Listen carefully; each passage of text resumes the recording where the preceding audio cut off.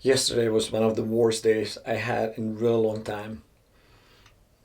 So what happened the day before on July 4th was we went out and spent the day with the kids at the beach, and for me it was it was special. It was very new because I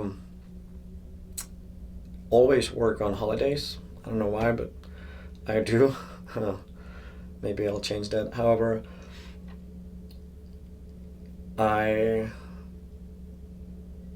we spent the whole day at the beach, and then we went to a barbecue with friends, and after that we went back to the beach and saw the fireworks, and it was nice. And I went back home.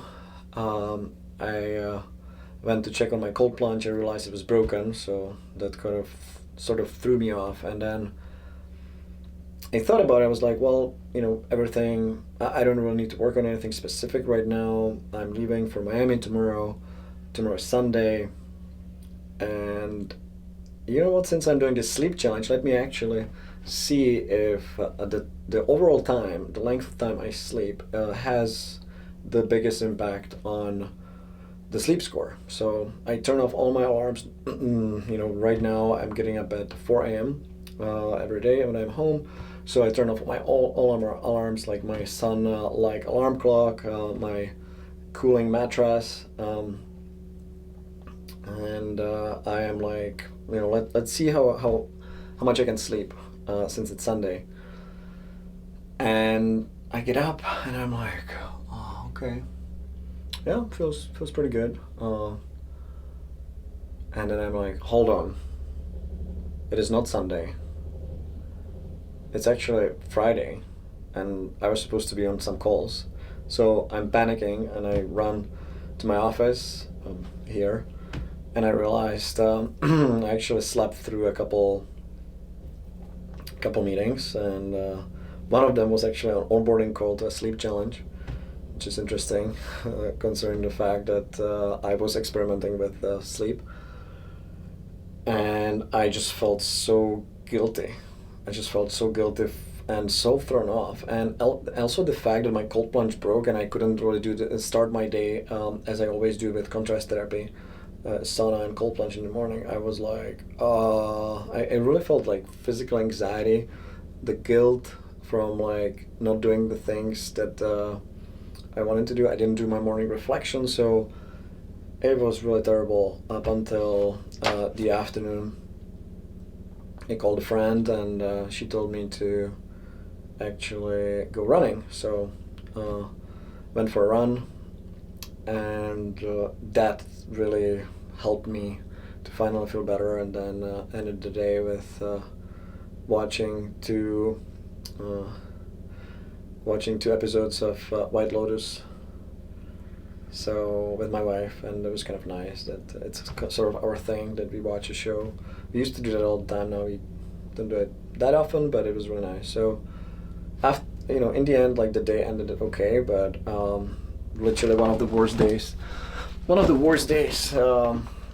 a long time. And what I realized is how much better I feel now compared to how shitty I felt back in the day.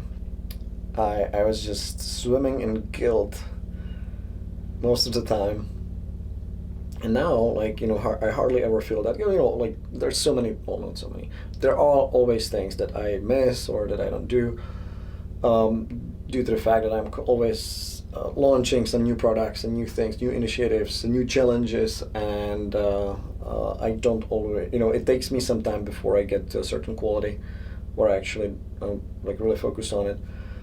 So here and there, there's a little bit of guilt, but yesterday was insane, and I'm so glad that I am, for the most part, living like like guilt free, and it inspired me to actually start to have a monthly focus on guilt, specifically guilt feeling, feeling guilty for whatever reason. So that is coming. In terms of my sleep.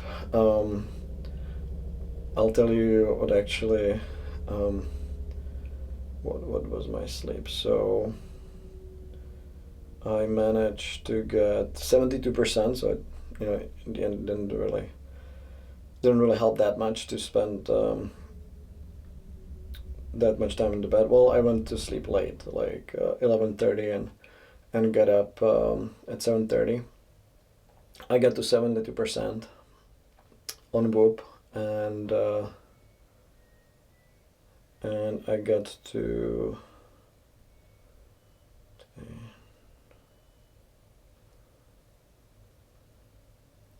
82% on Aura.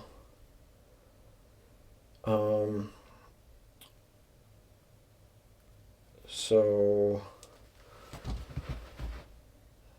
my experiment didn't go well, and I would rate my day actually 2 out of 10, the lowest score in a really long time. And I really hope that I will not repeat such a bad day for some time. So yeah, turning off my alarms, then doing my morning routine, definitely not good for me, and especially sleeping in on some of these calls, or basically missing some of these calls.